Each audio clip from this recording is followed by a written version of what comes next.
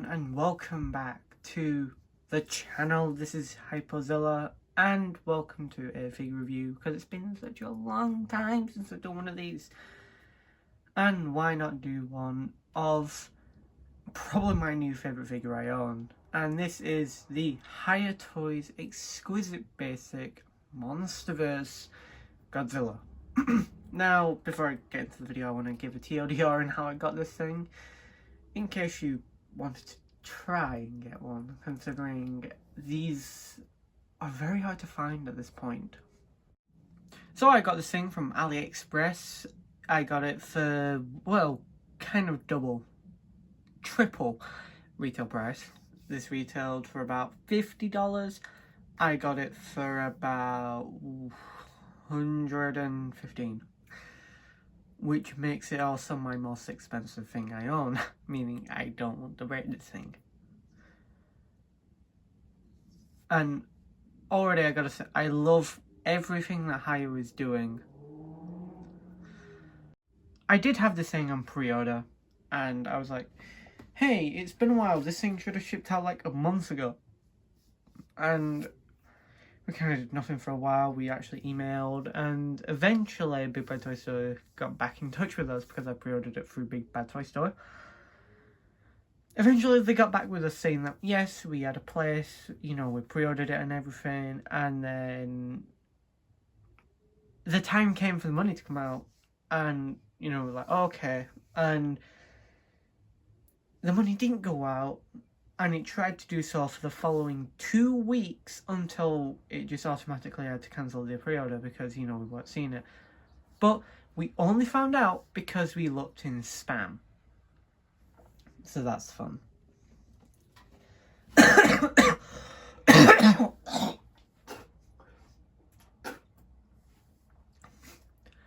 Also, I'm, you know, still coming off of, like, having COVID and all that. I'm not as bad as I was on, well, just a few days ago. I still have a bit of a cough, so I'm going to have to try and edit every single cough out. But I have some water next to me, you know. But you know, having COVID is not fun. I was not expecting to be hit as hard as I was.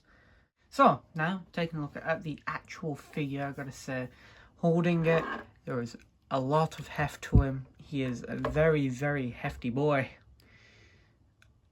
And honestly, the sculpting is amazing. Very, very, very little problem to talk about here. If there's one thing, it's that some of the detail can be a little soft in some areas. In other areas, it looks fine. The tail looks amazing. The spines look great. You know, it's mainly just a couple areas in the body, like here, or maybe here, where it just feels a bit smooth. The head detail, head sculpt, is immaculate, to say the least. It just looks amazing. You know, let's just zoom in just a little bit. There's actually, you know, eye paint in there, and it looks really damn good. Better when the light doesn't hit it, you know, making everything like impossible to see. And let's just look at the other eye, and we'll talk about that gap, well, that seam, the hinge seam. That is obviously, you know, just because so that the jaw can articulate, but as shown by the King of the Monsters version, not only does he have a completely brand new head sculpt, he has a new jaw sculpt, and that completely removes the hinge on his jaw, and it looks amazing. He's also kind of a brand new figure as a whole. There is a lot of new sharper details on him, again, like the chest bit, which looks a bit soft in some areas. There is also a lot of nice coloration, you know, between all his, like, abs and, you know, his cracks and all that. You get some lighter areas, you can kind of see them behind the knees, under the tail, you know, within the tail in some areas. It looks really nice. So, hey, if I were to rate the overall sculpt and paint, I would give it a 4 out of 5. Again, some areas that kind of detract from it, but overall, really good. Really good. I really like it. I may be just a tiny bit biased because I really do love this thing. Another thing I have to say is, head on, he can look just a bit goofy. It's mainly because of the 2 front teeth here. If you had, again, the new head sculpt completely rectifies that and makes it look 1,000 times better head on. But because of the way the teeth painted and how it looks here, it just looks a little bit silly. And kind of just a little bit, but kind of pulls away from the overall view, makes him look a bit less intimidating unless he's completely looking down. And I gotta say, for a figure that has very similar articulation to the NECA, not only does it surpass the NECA in every way, but it surpasses the Monster Arts in some areas, and this isn't even as sculpted or as articulated as the Monster Arts is. So, to kind of demonstrate, let's start at the head. So, I will say the head is something to be careful about, more specifically the neck, if anything. Now, below these flaps, which again is another controversial point of the figure, there is a hinge joint. So we get a hinge joint that turns into a ball joint at the end, which allows, you know, for you to move the head up very far or very far down. If, say, such a figure were to die, then the hinge might snap and it might be impossible to fix. So, in that regard, be careful. I've always been very careful when handling the neck. You know, very gentle, but, you know, solid, you know, movements. Again, I'm not risking, you can do it, but I'm not going to risk turning his head all around. The jaw does open very wide, and as a bonus, the tongue can go up very far, and I can't reach, I can't get it down, and he can, you know, sit down. And just to look inside the mouth, again, look at that, just, that is just amazing. I love that so much. Also, can I just say,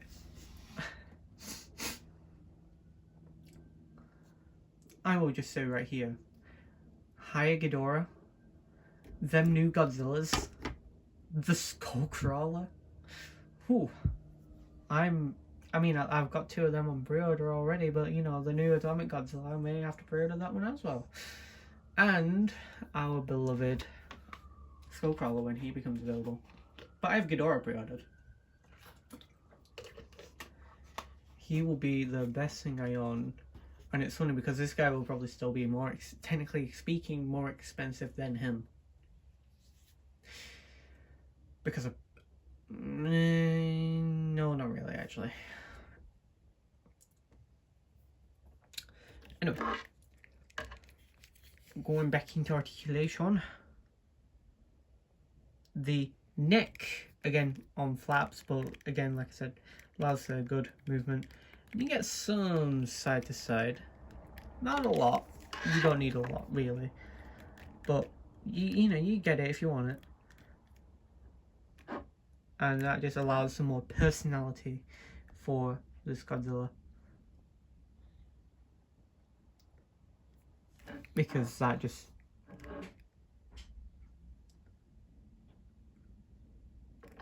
screams personality to me.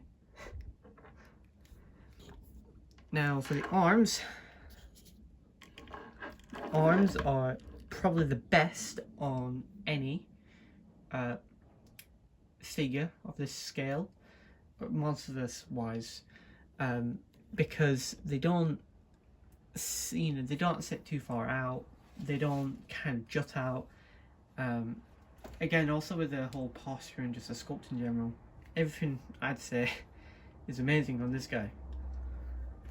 But you get some nice rotation. It's on a ball joint. You know, you can get him out that far. You get a pretty, you know, you can rotate his arms around if you want. And, you know, once opening up, you do get a lot of nice new detail. Just look at that.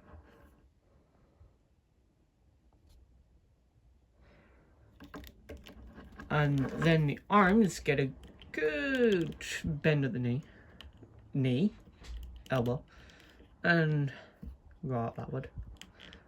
And the wrists are on a ball joint. So if you want, you can have them do that, I suppose.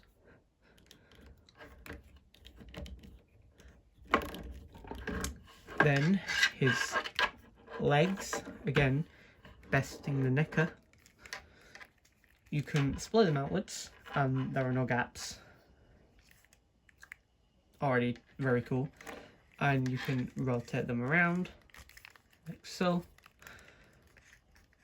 And here's where I'll say, Hiya Toys does it again with the very unique engineering. So, on this, we get a pretty good bend at the knee, right? It's not just a simple bend here. We get a hinge joint that turns into like a weird ball joint. Again, right here, but it's very square. I'd know because this popped off at one point. I was very stupid with it. But he's completely fine now. It's just, you know, the only thing is that there is literally just a bit of white there. That's the only thing. But, say you wanted to do that, you could actually pose him in such a way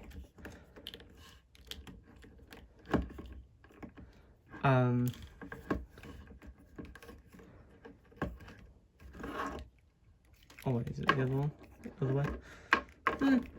I mean, you can do it either way.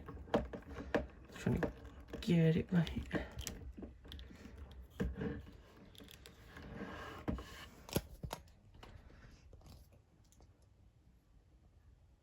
Point is, you can get some nice poses out of them. And the bends at the knee just demonstrate that. But again, you know, just be very careful. Hold it by here and here. And keep your finger behind the knee. Don't put all your force onto this, you'll break it. Same with here. Just on the joint itself. And if you don't, you know, if it fights you, just don't just don't mess with it. So, and then the feet are just kind of basic, get a bit of pivot and all that. Nothing too fancy, but they do help.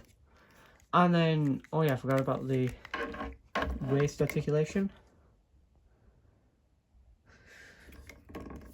That goes all the way around. You can kind of see his open part. Anyway, you can do that if you want. And you can go up that far and a bit down that far. Again, very cool. And then his tail. We get 9 segments here. You know, let's count them. 1, 2, 3, 4, 5, 6, 7, 8, 9. And that just allows some very nice movement. Again, debatably better than the Necker. But, you know, Monster vs Godzilla doesn't really do too many fancy poses with his tail anyway. Unless you're 2014. Saying that before someone shoots me. But, I mean, just look at that. He looks really cool. Very, very, very cool.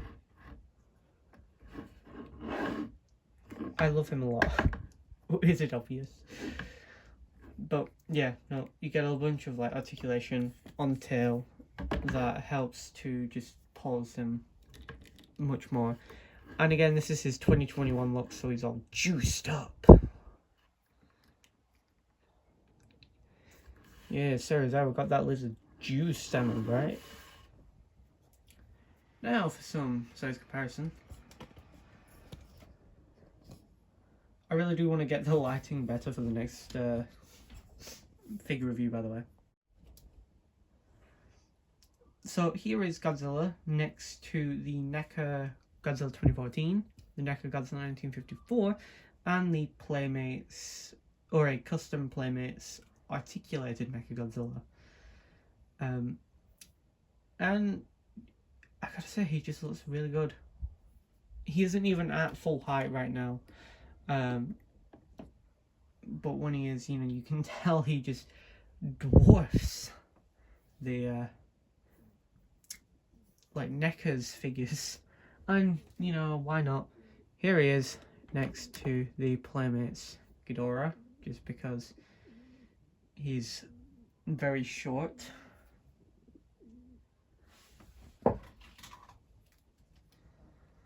And here he is next to the Leonard Berserker Predator, and here he is next to a custom, well, I'll say custom, it's kind of, I don't know at this stage because I've not touched it in like 2 years,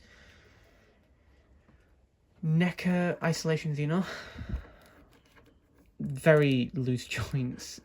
I can't remember if this was official or a bootleg, but considering that, I would argue a bootleg. But yeah,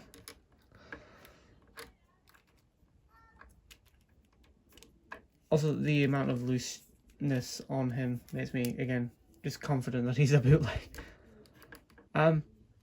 So there you go, very, very, very tall. There you go. So that is my review of the NECA. So that is my review on the Hiya Toys basic Godzilla vs Kong Godzilla 2021. I really wanted to get Kong, but he's kind of gone now, and I don't have the money to get him anyway. Kind of a shame, but hey, if they do maybe a Battle Damage Kong later down the line, or if they do a Kong 2017, then I'll get that. But for now, having just Godzilla, I gotta say, it's amazing. I love, I really do love this figure.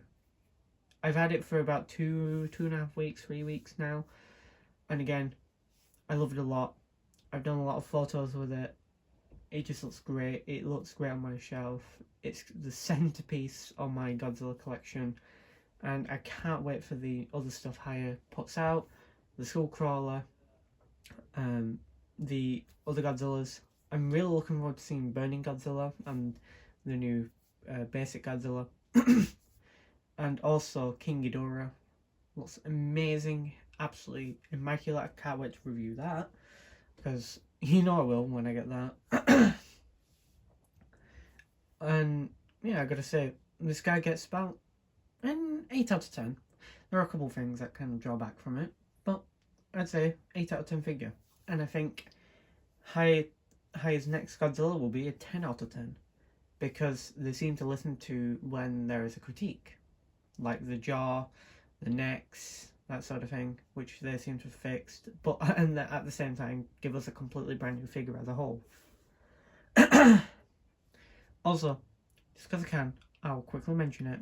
Godzilla Dynasty was meant to come out on Tuesday, then it was meant to come out on Thursday, but again, because of COVID, I've just not been able to, you know, put it out, and I want it to be a-okay when, you know, I get everything final done. So yeah, this has been Hypozilla. Till next time, bye bye.